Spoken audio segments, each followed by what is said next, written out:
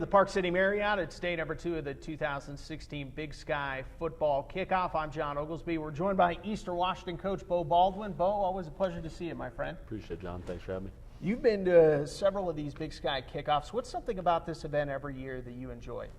Really enjoy just getting to be around the other head coaches, and not just the other head coach, but everybody that's down here. It's just such great people. But to really get into, being able to, have conversations and talk to these and get to know them and know, their family and some of the history you may not know, and that type of one-on-one stuff. It can't happen right before you're about to play. You have that small talk and you're on the field, and and occasionally you might have it at a convention or a clinic if you're at the same spot. But this really puts us all together, and it's just fun to, just to get to be around these, just in my opinion, just a great group of people that are not only coaching this conference, but everyone that's associated with this conference. Absolutely. 2015 was an interesting season for Eastern Washington.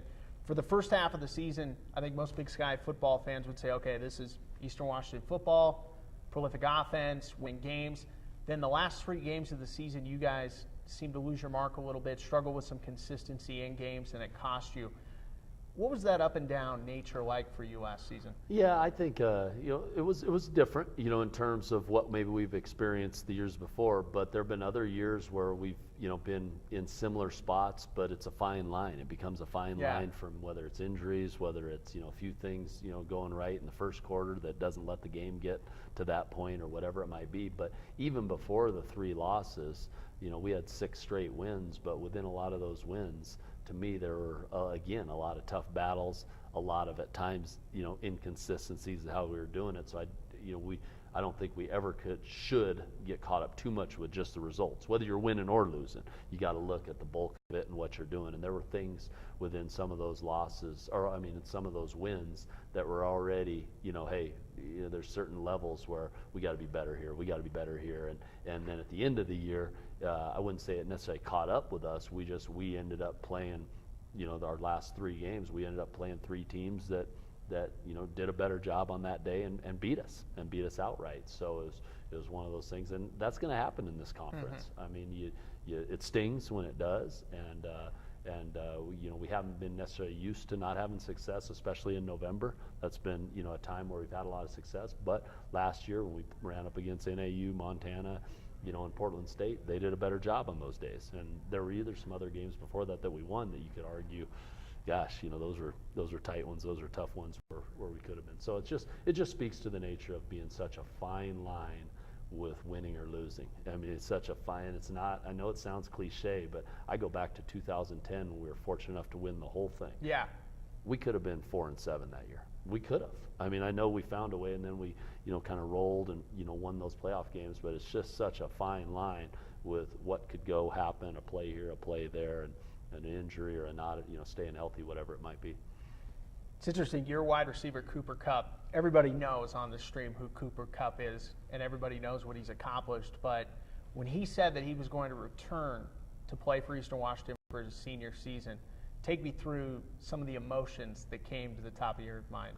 Yeah, it's funny. I even looked at it like, man, that was we didn't sign him, but that was the best job or the best thing that could have happened in recruiting, getting him back for another year. But no, the emotions were, I was excited, personally to get to spend another season with him, around him, excited for the team, excited for the program, excited for him because he made the decision, and that was one of the first things I asked him, why?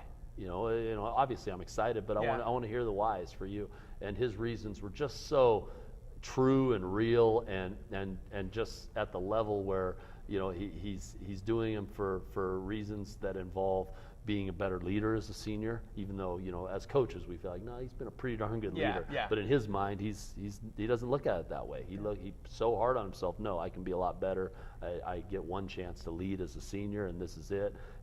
Finishing with the guys he came in with was important to him, and going after a championship. For him, obviously, like anyone who loses games at the end of the year, no matter what program you're in, that stings, and you're pushing into your off season. So those were the things that meant the most to him, and those were important to him. So, but yeah, the emotions of having a guy like that back, it goes deeper than just what plays he's making on the field. The culture he brings to the locker room when your best player is also doing all the little things. That makes your life and your job as a coach that much easier in terms of trying to set a certain standard and a certain culture with the young guys. Absolutely. We're here with Eastern Washington coach Beau Baldwin. Final question, coach, and then we'll let you get out of here. You have a tremendously tough non-conference schedule. You play an FBS game, an in-state rivalry, you could say, against Washington State. Then you have 5-time defending national champ North Dakota State, rematch with Northern Iowa. What are we going to know about Eastern Washington football after the non-conference schedule is over?